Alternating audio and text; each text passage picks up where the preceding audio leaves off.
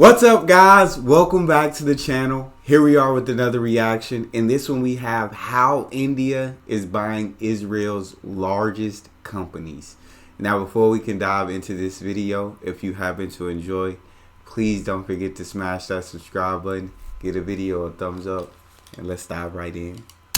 India's biggest friends in the Middle East have been touted by some to be Saudi Arabia, United Arab Emirates, or Qatar. They are indeed friends to India. They pour in billions of dollars worth of investments to the country. Saudi Arabia, for instance, has even promised to invest over $100 billion into India. That itself already shows just how important India is to Saudi Arabia and vice versa. However, one country is arguably far more important to India than any other country in the Middle East. Israel, a very small country, plays a small role in investments in India. Yet this very country holds quite an interesting partnership with India. How? Well, you see, their partnership with India does not rely on just money. Sure, money is a big part of it, but what is equally important are their military ties, political support, most importantly, the friendship shared by Benjamin Netanyahu and Narendra Modi. These two leaders have a friendship that has enabled India and Israel to have a burgeoning friendship. But for today's topic, we will not thoroughly discuss the military or political ties that bind the two nations, but it is important to understand that these are driving forces that enable Indian businesses to expand and invest in Israeli startups, entrepreneurs, and industries. Now, as India's economy emerges as amongst the fastest growing in the entire world, their investments have driven Indian entrepreneurs to have billion-dollar companies. As per the 2022 record, India had over $3.3 trillion of gross domestic product, which makes it more than capable to acquire big businesses across the world. These businesses range from Reliance Industries to Infosys, the Tata Group, and so much more are big investors. And some of them are reaching the lands of Israel. Now, without further ado, let us start this conversation by discussing what Indian companies are buying in Israel. Is it land? Is it business? If so, how big are these businesses? Let's first start with a consideration. This consideration is important because it is amongst the largest ever announced, but it hasn't gone through. Not yet, due to it being very recent. Around 2023, and as of the time of this writing, Reliance Industries has announced that it wanted to acquire an Israeli-listed company known as Tower Semiconductor. While there is no price tag announced yet, it is known previously that American-based Intel wanted to acquire the same company for $5.4 billion, but the deal eventually faded. Today, Reliance wants to grab the opportunity. But what makes this so significant? Well, beyond the eye-watering numbers, Tower Semiconductors is a vital piece in the entire global chip supply chain. The company specializes in manufacturing analog chips, critical components for mobile phones, medical equipment, and so on. Reliance Industries. So did the U.S. just find like a better deal? Because why would they back out of it if they thought it was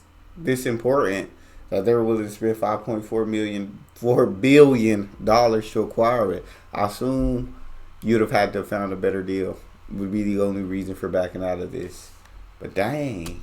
On the other hand, still operates hugely in traditional businesses, and less of that in advanced manufacturing ones. This deal will then open up a new world for Reliance Industries and India, a world where they can access the chip competition immediately. Yes, in essence, this deal is important, as it will finally enable India or Reliance to have its own billion-dollar chip company that can actually compete globally. And hear me out, Tower Semiconductor is not just any small business. It is a rapidly growing company. In 2009, it had revenues of $300 million, but by 2022, it went to over $1.68 billion. Further, the company boasts fabrication facilities in Israel and in the United States, meaning if Reliance is able to acquire Tower Semiconductor, they will not only have access to Israel prowess, but possibility to that of the US. Seems exciting, but at the same time, it is still a possibility that may die out. Now, secondly, after Reliance Industries, there is also a company known as Sun Pharma, an Indian multinational that acquired an Israeli company known as Taro Pharmaceuticals. This deal had a long history, which dates back to 2007, but eventually it became Sun Pharma's subsidiary. Today, Taro Pharmaceutical is a big business with over $1.3 billion worth of assets. Likewise, these will enable not only India to have a stronghold in the drug markets in Israel and wherever Taro is is based on, but also technology advancement, pharmaceutical research. These are key concepts that can lend India's businesses to thrive in both domestic and international markets. Now, I'm telling you, I feel like it's stepping their game up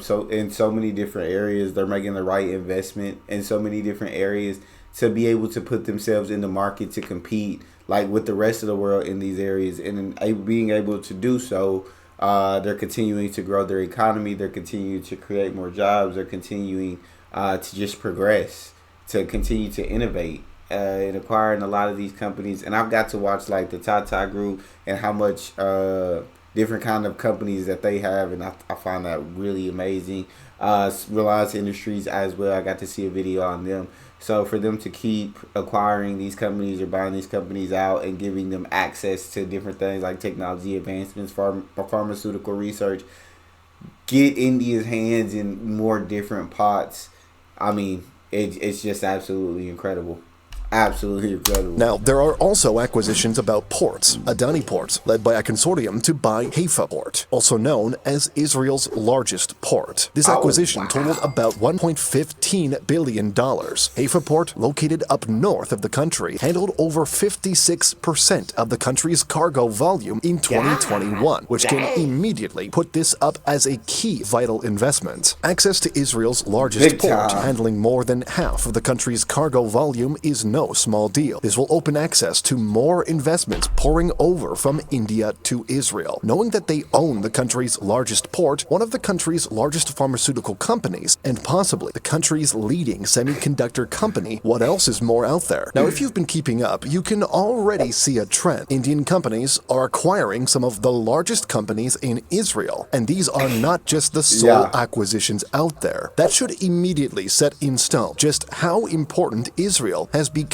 to India and vice versa. Finally, Infosys is also a key player. The Indian tech giant acquired Israeli firm Panaya for about $200 million. Although a smaller deal compared to the others, Panaya is still a crucial acquisition as it brings newfound high-tech innovation to Infosys. Panaya specializes in software as a service change impact analysis and cloud-based testing with a focus on ERPs and CRMs. Well, that is a bit technical. However, to sum it up, this acquisition will enable Infosys to acquire a new industry to operate in. Now, let's move on and discuss other key facts. See, while acquisitions are important, there are also deals out there that are as vital. The next we will see are joint ventures and collaborations. One classic example of this comes from the Tata Group. They teamed up with Israel Aerospace Industries to form a joint venture, a venture that will work on defense products. The two countries would then start making tanks and radars together. What makes these important is because if we trace back to what we stated earlier, the two countries share a burgeoning military tie. These collaborations will not only ensure that these continue to rise, but ensure a positive result from a profit side of view, and possibly even help reshape the geopolitical arena of the Middle East. Companies are also not the sole collaborators in this scheme. The government of India and Israel have signed deals over the years. One of them, for instance, was when the two countries signed an industrial research and development cooperation. This would enable cooperation in key sectors such as healthcare, aerospace, and electronics. Many analysts pointed out that like cooperation is the key to progression,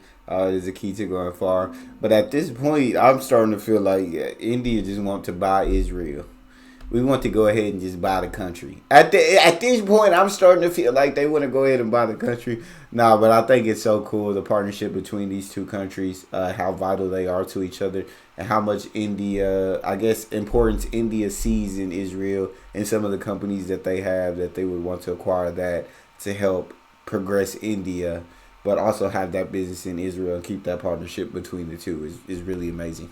That India has a lot to gain, as Israel has a profound skill in artificial intelligence, quantum computing, and semiconductors. Now, all of these past partnerships had a profound impact in other sectors. For instance, Israel's IT sector has seen a rise in Indian employees. From software development to cybersecurity, Indians are increasingly becoming an integral part of Israeli businesses. Overall, there are a lot of Indians in Israel working and living there. They approximate to about 18 18,000 Indians. While not a lot dang. compared to bigger countries like the US, it is still good to know that Israel 4.4 is million. anything but a tiny nation. The effect is Yeah. likewise important as Israel's IT sector brings in remittances and strengthens India's global reputation for tech expertise. Okay, we've been putting this off for a bit now, but let's finally talk about the military aspect. India has been acquiring advanced defense technologies from Israel, like drones, radars, and missile defense systems. For example, India bought a Barak 8, a long-range surface-to-air missile, co-developed by India's DRDO and Israel Aerospace Industries. This isn't just a purchase, it's a collaboration that has implications for India's own technological capabilities. But the important thing to also understand today is why this happened. Of course, there are many reasons. We can cite the Indian and Israeli economy growing, or we can cite the attractiveness of Israel's tech sector. However, undoubtedly, one of the biggest causes is the partnership of Netanyahu and Modi. The two leaders have been strengthening their relationship with each other in recent years, despite even having a historical relationship that was far from close. And finally, before we end the video, let us discuss the final part of today's video, the impact on both countries. Okay. Yes, the impact is huge, even though it is a small number compared to others. Israel, for instance, is just a small country. These billion-dollar acquisitions are going to make a big difference in the long run. For India, on the other hand, it is likely that they will gain a lot, not by economic means, but by technology. Israel is prominent in being an advanced nation. Acquisitions like these will enable Indian companies to compete stronger in the global markets. But anyway, thanks for watching.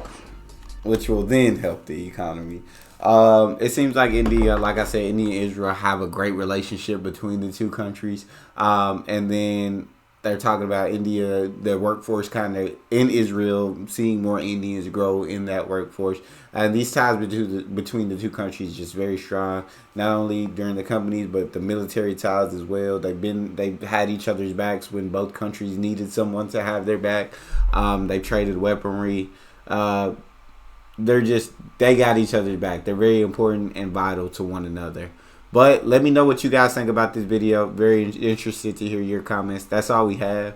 If you guys enjoyed, please don't forget to subscribe, give the video a thumbs up, and check out the next one. I'll see you guys next time.